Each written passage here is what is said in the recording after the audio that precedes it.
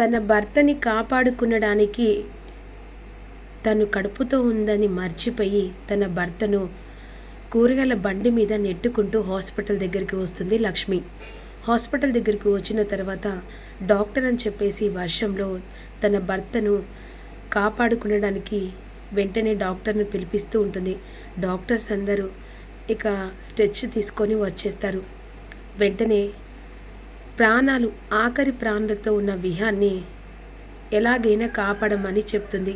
విహారి గారికి blood clot అయింది, ఎలాగైనా కాపాడండి డాక్టర్ అని చెప్పేసి విధంగా బెడ్ మీద పడుకోబెట్టి ఎమర్జెన్సీ దగ్గరికి తీసుకెళ్తారు.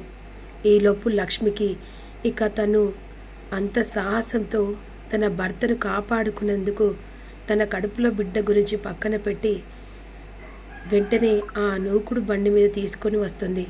తను ఒక్కసారిగా స్పృహ తప్పుతుంది. అదే సమయానికి లోపల ఉన్న కొంతమంది లక్ష్మి పడిపోవడం చూసి డాక్టర్ అని చెప్పేసి పిలుస్తారు. డాక్టర్ వచ్చి లక్ష్మి చేపట్టుకొని చూసరికి తిను లక్ష్మి కదా, ఇక వెతుక్కపోయిన తీగ కాలికి దొరికినట్టు భలే దొరికిందని చెప్పేసి డాక్టర్ వెంటనే సిస్టర్ బాయ్స్ తనని ఇక అందులో షిఫ్ట్ చేయండి అని చెప్పేసి డాక్టర్ పిలుస్తుంది. ఇక తనని పడుకోబెట్టి నార్మల్ బీపీ అన్నీ చూస్తూ ఉంటుంది. అదే సమయానికి ఈ విషయం పద్మాక్షి గారికి ఫోన్ చేసి చెప్పాలని చెప్పేసి డాక్టర్ పక్కకు వచ్చి కాల్ చేస్తూ ఉంటుంది. అప్పుడు పద్మాక్షి ఏ టైంలో డాక్టర్ కాల్ చేస్తుంది అని చెప్పేసి కాల్ లిఫ్ట్ చేస్తుంది.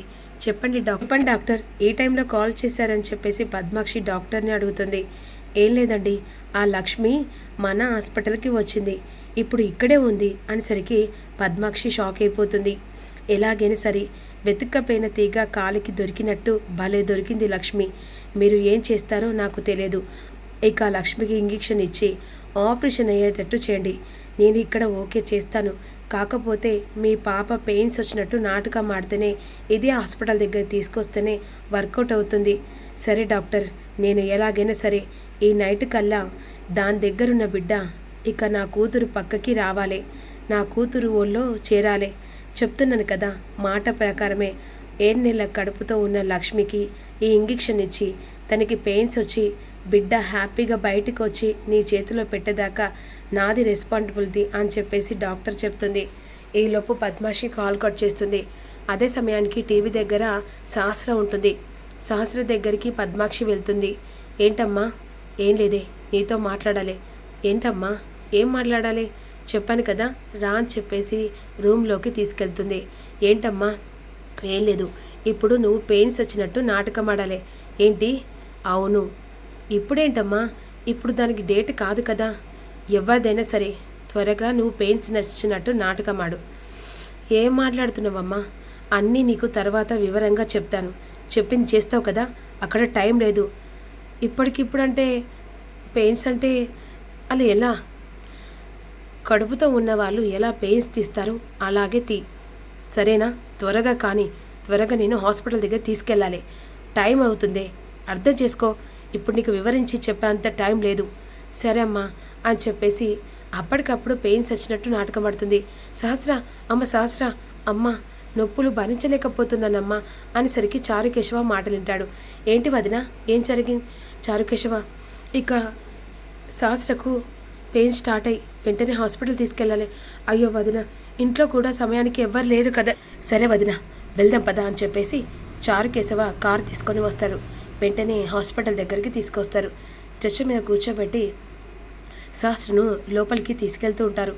ఈలోపు ఇక విహారికి లోపల ట్రీట్మెంట్ జరుగుతూ కత్తిపోట్లతో మొత్తం లోపల నుజ్జు అని చెప్పేసి డాక్టర్ వాళ్ళు అనుకుంటూ ఉంటారు. లోపల ట్రీట్మెంట్ జరుగుతూ ఉంటుంది. సీరియస్గా ఉన్నానని చెప్పేసి డాక్టర్స్ అనుకుంటూ ఉంటారు. కానీ తనకి సైడ్గా ఒక్కసారిగా అవన్నీ కత్తిపోట్ల వల్ల కుట్లు పడడం వల్ల తను ఆఖరి ప్రాణంతో కొట్టుమిట్టాడినట్టుగా డాక్టర్లు మాట్లాడుకుంటూ ఉంటారు. మరోవైపు ఇక్కడ లక్ష్మికి ఆ డాక్టర్ ఇంజెక్షన్ ఇస్తుంది. ఇక తనకి 2 గంటల తర్వాత ఇక్కడ విహారికి ఆపరేషన్ అయ్యేంత వరకు 2 గంటల తర్వాత లక్ష్మికి పెయిన్ స్టార్ట్ అవుతూ ఉంటాయి. ఇక తను పెయిన్ స్టార్ట్ చేసిన తర్వాత అక్కడ సహస్రకు కూడా మళ్ళీ పెయిన్ స్టార్ట్ అయ్యి తను డెలివరీ అయ్యే టైము దగ్గర ఉంది, ఇంకో 1 అవర్లో డెలివరీ అవుతుందని చెప్పేసి అంటుంది. ఈలోపు ఇక్కడ ఒక డాక్టర్ మెయింటైన్ చేస్తూ ఇక్కడ ఆల్రెడీ ఇక బాబు పుడతాడనమాట లక్ష్మికి పెయిన్స్ వల్ల. ఆ బాబు పుట్టిన తర్వాత స్కూల్లోకి వెళ్ళిపోతుంది. వెంటనే ఆ బాబుని ఎవరికి కనిపించకుండా పద్మాక్షి చేతిలో పెడుతుంది. పద్మాక్షి ఆ బాబుని ఎవరికి తెలియకుండా సహస్ర ఉన్న గదిలోకి బాబుని తీసుకొచ్చి పెడుతుంది.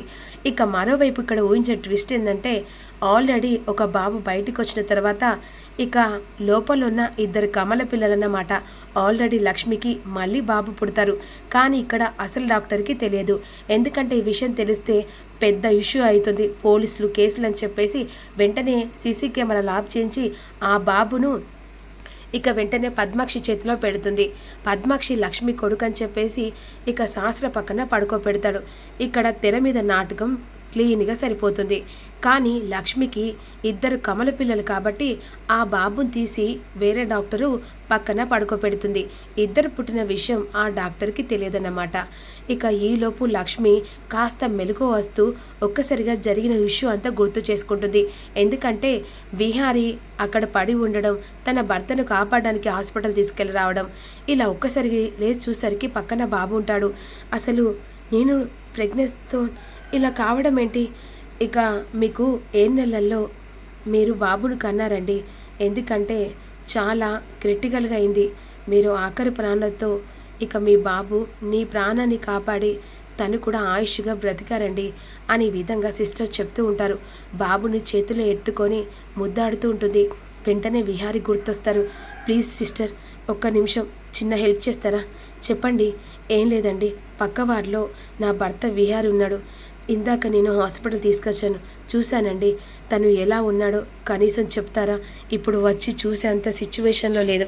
సరే మేడం, నేను వెళ్ళి మీ భర్త ఎలా ఉన్నాడో చూసి వస్తాను. ఈలోపు ఇక సహస్ర ఈలోపు డెలివరీ అవుతుంది. వెంటనే సిస్టర్ బయటకు వచ్చి బాబు పుట్టాడండి అని చెప్పేసరికి చాలా మురిసిపోతూ ఉంటారు చారుకేశవ. మరోవైపు పద్మాక్షి సంతోషంతో ఇక తనకు మనవడొచ్చాడని మురిసిపోతుంది.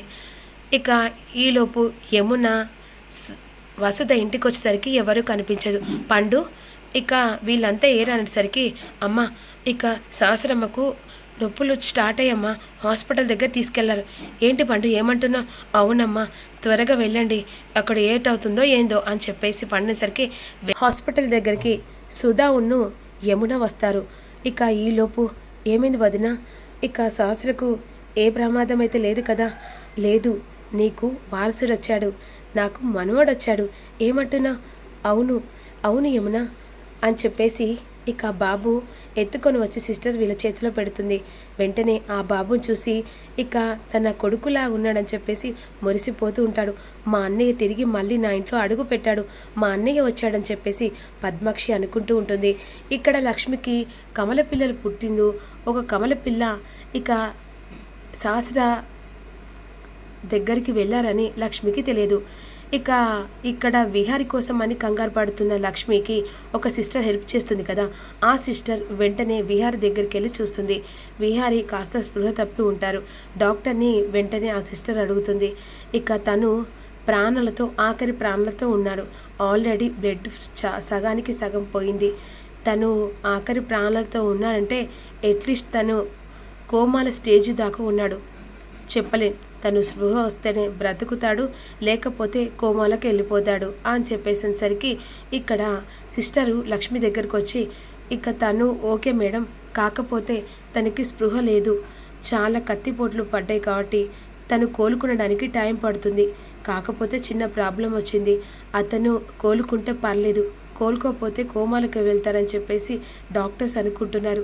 ఎలాగైనా సరే నా భర్త బ్రతకాలి అని చెప్పేసి అన్న తర్వాత మీరు ఇలా ఉన్నారు.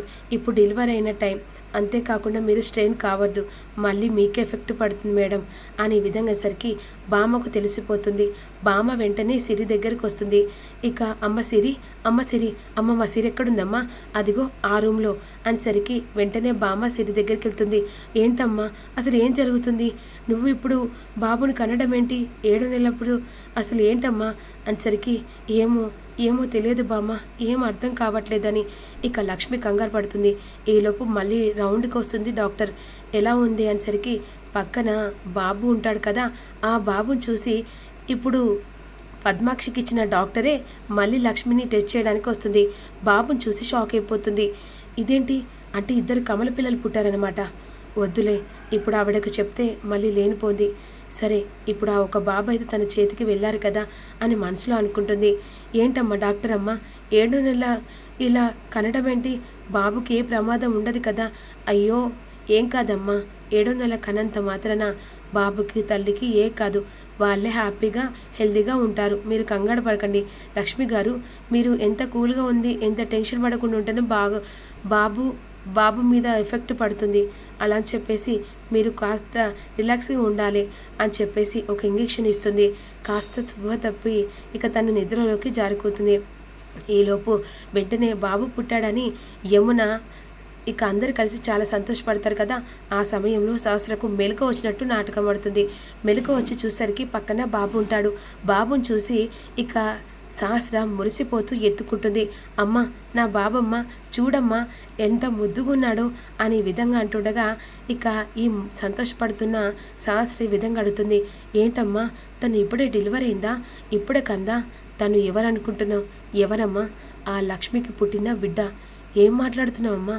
అవునే, ఇందాక లక్ష్మి ఇక హాస్పిటల్ దగ్గరకు వచ్చింది. అప్పుడు నేను దానికి 7వ నెల కడుపు. ఆ 7వ నెలకు పిల్లలు పుట్టే ఇంజెక్షన్ ఉంది.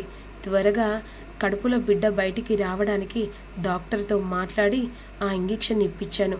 వెంటనే అది మగ బిడ్డను కంది. ఇప్పుడు నీ పొత్తిళ్లలో ఉన్న బాబు లక్ష్మి బిడ్డ. అంటే ఇప్పుడు లక్ష్మి ఇక్కడే ఉంది, ఇదే హాస్పిటల్లో ఉంది. బిడ్డను కోల్పోయి ఆ రూమ్లో తగలబడి ఏడుస్తూ ఉంది. అంటే ఇప్పుడు ఈ బిడ్డ లక్ష్మి బిడ్డనా? లక్ష్మి బిడ్డ కాదు, ఇక నుంచలి నీ బిడ్డగా, నీ కడుపులో పుట్టిన బిడ్డగా మాత్రమే ఆ ఇంటికి వారసులాగా పెరగాలి. ఈ విషయం నీకు నాకు డాక్టర్ తప్ప ఎవ్వరికీ తెలియదే అని ఈ విధంగా మాట్లాడుకుంటూ ఉంటారు. మరోవైపు విహారీ క్రిటికల్గా కండిషన్ ఉంటుంది. ఈ విషయం చెప్పడానికి ఇక వెంటనే చారుకేశవ ఫోన్ ట్రై చేస్తూ ఉంటాడు. ఫోన్ స్విచ్ ఆఫ్ వస్తూ ఉంటుంది. వీడేంటి నేను కాల్ లిఫ్ట్ చేయట్లేదు అని చెప్పేసి అనుకుంటూ ఉంటారు. ఇక అదే హాస్పిటల్లో విహారీ ఉన్నాడని ఎవ్వరికీ తెలియదు. కానీ ఇక్కడ పద్మాక్షి మాత్రం లక్ష్మి కొడుకు చనిపోయాడని భ్రమలో ఉంటుంది. కానీ లక్ష్మికి 2 కమల పిల్లలు పుట్టిన విషయం ఎవరికీ తెలియదు.